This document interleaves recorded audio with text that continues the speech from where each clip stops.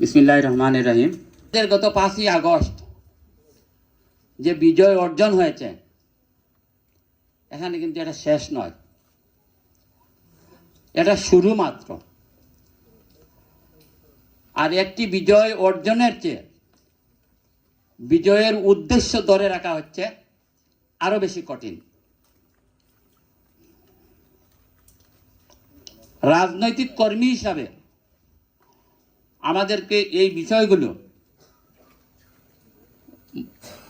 অন্তরের অন্তঃস্থল থেকে অনুধাবন করতে হবে। আজকে শুধুমাত্র বিএনপিকে, আজকে বাংলাদেশে বিএনপি সবচেয়ে বড় রাজনৈতিক দল, এর জন্য শুধু যদি আপনি আপনার ক্ষমতা প্রদর্শনের জন্য অথবা নিজের স্বার্থ হাসিলের জন্য বিএনপি করেন, তবে বিএনপির আসল উদ্দেশ্য কখনো সাধন হবে না। আমাদের নেতা হচ্ছেন শহীদ রাষ্ট্রপতি জিয়াউর রহমান। আমরা তার আদর্শে অনুপ্রাণিত, তার রেখে যাওয়ার আদর্শেই আমরা দল পরিচালিত হয়। আমাদের নেত্রী, দেশনেত্রী বেগম খালেদা জিয়া এবং আমাদের বর্তমান দলের ভারপ্রাপ্ত চেয়ারম্যান জননেতা জনাব তারেক রহমান আমাদের আগামী দিনের আমাদের সম্পদ, আগামী দিন দেশের রাষ্ট্রনায়ক। তাদের উদ্দেশ্য কি আমাদেরকে সেটা অনুধাবন করতে হবে। পাশাপাশি আরেকটি কথা মনে রাখতে হবে যে আজকে অনেকেই ছদ্মবেশে কোনো সময় বিএনপির ছায়াতলে, কোনো সময় নিজের স্বার্থের জন্য আওয়ামী লীগের ছায়াতলে, কোনো সময় নিজেদের স্বার্থের জন্য বিভিন্ন লেবাস ধারণ করে যারা প্রতারণার আশ্রয় নিয়ে রাজনীতি করেন, তাদের ব্যাপারে আমাদেরকে সতর্ক থাকতে হবে। আজকের এই মুহূর্তটা যদি আমাদের মুরব্বিয়ান থেকে শুরু করে ছাত্র যুবক ভাইয়েরা এই জিনিসটি না বুঝতে পারেন, তাহলে আগামী দিনে আমাদেরকে অনেক বিষয়ে বিভ্রান্তির মধ্যে আপনারা পড়ে যাবেন। যে বিভিন্ন অনুষ্ঠানের নামে নিরপেক্ষতার শ্রদ্ধাবরণে একটি রাজনৈতিক দলের প্রচারণা করে মানুষকে বিভ্রান্ত করার চেষ্টা করা হচ্ছে। এই তো গত শুক্রবারেই মনে হয় এই এলাকায় একটি ধর্মীয় অনুষ্ঠানের নামে রাজনৈতিক প্রচারণা করা হয়েছে। আমরা প্রত্যেকেই মুসলমান। এখানে আসার আগে আমি বিশ্বাস করি সকলেই আমরা এশার নামাজ পড়ে এখানে এসেছি। আমরা ব্যক্তিগত জীবনে চেষ্টা করি সৎভাবে জীবনযাপন করার, আল্লাহর নির্দেশিত পথে, রাসূলের দেখানো পথে আমাদের সাধ্যমতো আমরা সৎ পথে জীবনযাপন করার জন্য, মিথ্যা কথা না বলে, প্রতারণার আশ্রয় না নিয়ে আমরা যাতে সুন্দর জীবনযাপন করতে পারি। আমরা এখানে নিজেদের স্বার্থ হাসিলের জন্য অথবা ক্ষমতায় যাওয়ার জন্য ধর্মকে ব্যবহার করার আমরা কোনো সুযোগ দেখি না। আজকে যারা ধর্মীয় অনুষ্ঠানের নামে আগামী নির্বাচনে প্রতিদ্বন্দ্বিতার জন্য নিজের প্রার্থিতা ঘোষণা করেন, বা একটি রাজনৈতিক দলের আপনার দল যদি এতই জনপ্রিয় হয়ে থাকে, তাহলে এই নিরপেক্ষতার বান করে অন্য ব্যানার নিয়ে আপনারা কেন আসছেন? এটা আসছেন এজন্য যে এদেশের ছাত্র সমাজ, যুব সমাজ, মুরব্বিয়ান যারা আছে, তারা আপনাদেরকে, যদি আপনাদের প্রকৃত চেহারা মানুষের সামনে নিয়ে আসেন, সেটা মানুষ আপনাদেরকে গ্রহণ করবে না। এই সমস্ত দলে দীর্ঘ শত বৎসরের বেশি থেকেই রাজনীতি করে আছেন বিশ্বের বিভিন্ন দেশে।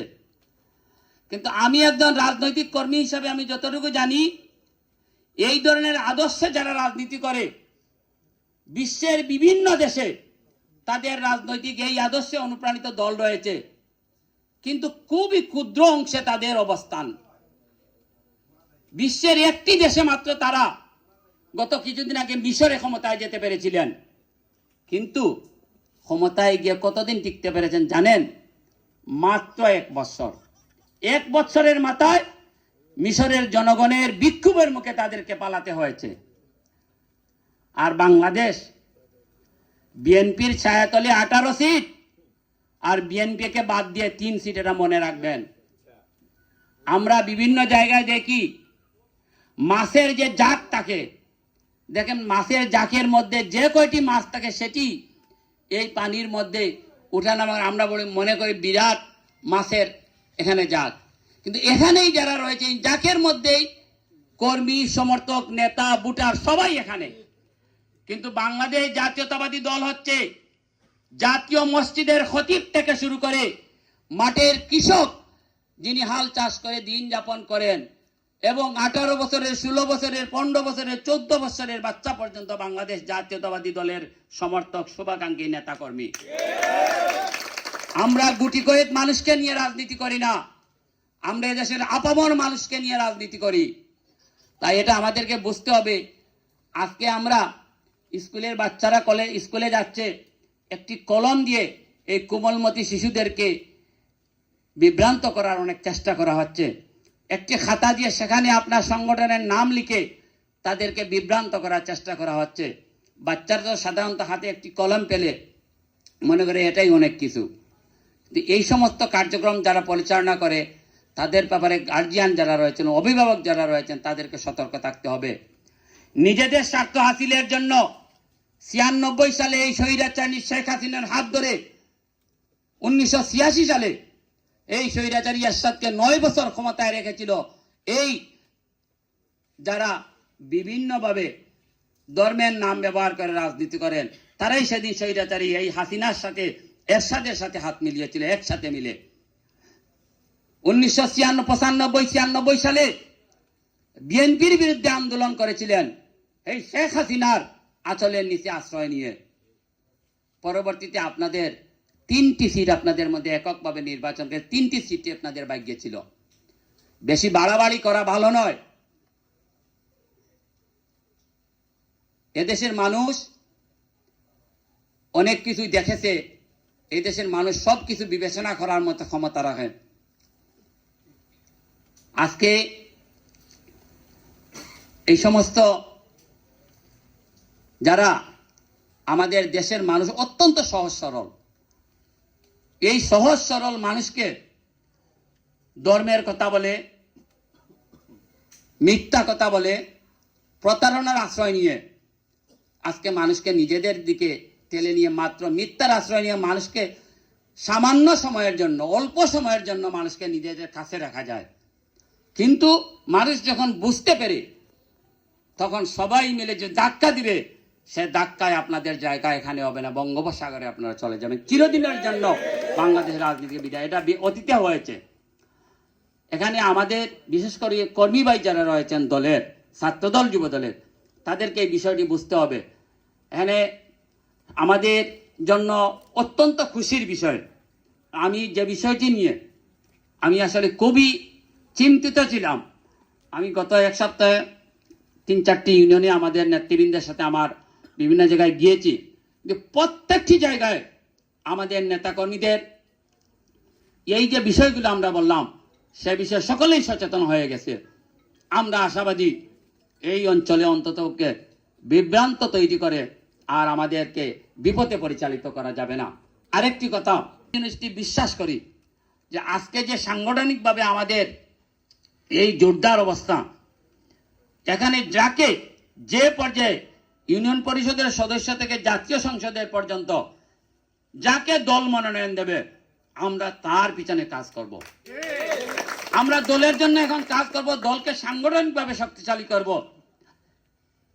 আমরা এমন কোনো বক্তব্য, যে যেখানে প্রার্থী হন তাতে কোনো অসুবিধা নাই, সকলেরই অধিকার রয়েছে, কিন্তু আমরা এমন কোনো বক্তব্য দিব না যাতে আমাদের দলের নেতা কর্মীদের মধ্যে বিভ্রান্তি তৈরি হয়। আমরা যদি কাজ করি, কালকে যদি শাহাবুদ্দিন সাহেব, কুহিনুর সাহেব বা অন্য কেউ প্রার্থী হয় জাতীয় সংসদে, আমরা তার জন্য কাজ করব। যে আসবেন তার জন্য আমরা কাজ করব। সেজন্য আমাদের প্রত্যেকের বক্তব্য হবে দলের পক্ষে, শহীদ রাষ্ট্রপতি জিয়াউর রহমানের আদর্শের পক্ষে, দেশনেত্রী বেগম খালেদা জিয়ার সংগ্রামের পক্ষে, জননেতা তারেক রহমানের নির্দেশিত পথেই হবে আমাদের চলা। এখানে আমাদের বিভ্রান্ত হওয়ার বা কারো কোনো নেতা, কোনো কর্মীর, কোনো ভাইয়ের পক্ষে আমাদের ব্যক্তিগতভাবে যাওয়ার কোনো সুযোগ নেই। সেই হিসাবে আমরা সকলেই মিলে এই অঞ্চলে আগামী দিনে বিএনপিকে আরও শক্তিশালী করব। বিগত দিনে হুমকি, মামলা, নির্যাতন উপেক্ষা করে এই অঞ্চলে যুবদল, ছাত্রদল, বিএনপির ভাইয়েরা বিএনপির পতাকাকে সমুন্নত রাখার জন্য সকলের প্রতি কৃতজ্ঞতা, ধন্যবাদ জানাচ্ছি।